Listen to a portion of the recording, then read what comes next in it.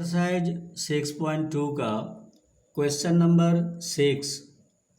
P Q and R S are two mirrors placed parallel to each other. An incident ray AB strikes the mirror PQ at B.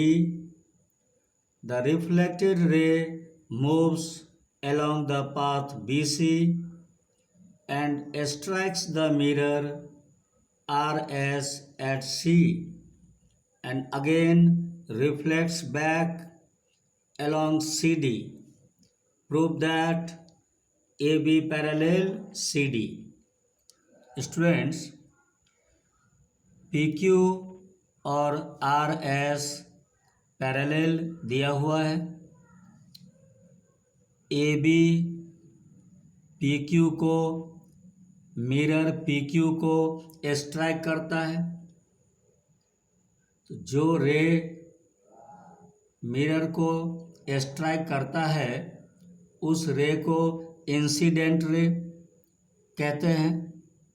तो AB को incident ray कहेंगे और ये reflected ray, but ये रे RS mirror को strike करता है तो इस रे को RS मिरर के लिए इंसिडेंट रे कहेंगे और ये रिफ्लेक्टेड रे। स्टूडेंट, यहाँ से नॉर्मल लाइन ड्रॉ करेंगे। नॉर्मल लाइन परपेंडिकुलर होता है। यहाँ से नॉर्मल लाइन ड्रॉ करेंगे। नॉर्मल लाइन परपेंडिकुलर होता है, ठीक है। इंसिडेंट रे नॉर्मल लाइन के बीच का angle of incidence.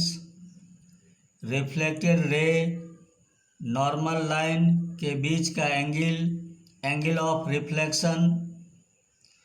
Bye laws of reflection angle of incidence is equal to angle of reflection.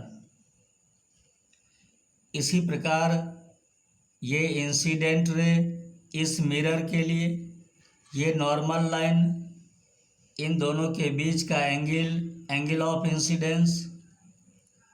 Reflected ray normal line के बीच का angle of reflection. By laws of reflection angle of incidence is equal to angle of reflection. तो students, ये दोनों angle equal. Angle of incidence is equal to angle of reflection by laws of reflection. तो ये दोनों angle equal है, this means ये angle bisector होगा और ये दोनों एंगल इक्वल है, दिस मीन्स ये एंगल बाइसेक्टर होगा। इस एंगल को 1 से डिनोट कर लेंगे और इस एंगल को एंगल 2 से डिनोट कर लेंगे। तो आइए एक बार देखते हैं इसका solution. Draw B F. Student, ये क्या है? बी एफ, एफ है ये। Draw B F perpendicular P Q. B F perpendicular P Q and C E perpendicular R S. C E perpendicular R S, okay. By laws of reflection angle of incidence is equal to angle of reflection. So इस हिसाब से B F क्या होगा? B F is the angle bisector of angle A B C. ये B F क्या होगा? इस angle का बाइसेक्टर। तो एंगल 1 इस एंगल का हाफ होगा। Angle 1 is equal to 1/2 into angle A B C, half of angle A B C. C E is the bisector of angle B C D. C E इस angle का bisector, तो angle 2 इस angle का half होगा।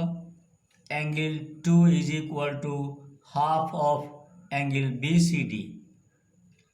अब student ये दोनों perpendiculars है बिटवीन टू पैरेलल लाइंस, तो perpendicular distance between two parallel lines are equal and parallel to each other। तो बी एफ और सी ई दोनों क्या होगा, पैरेलल। B F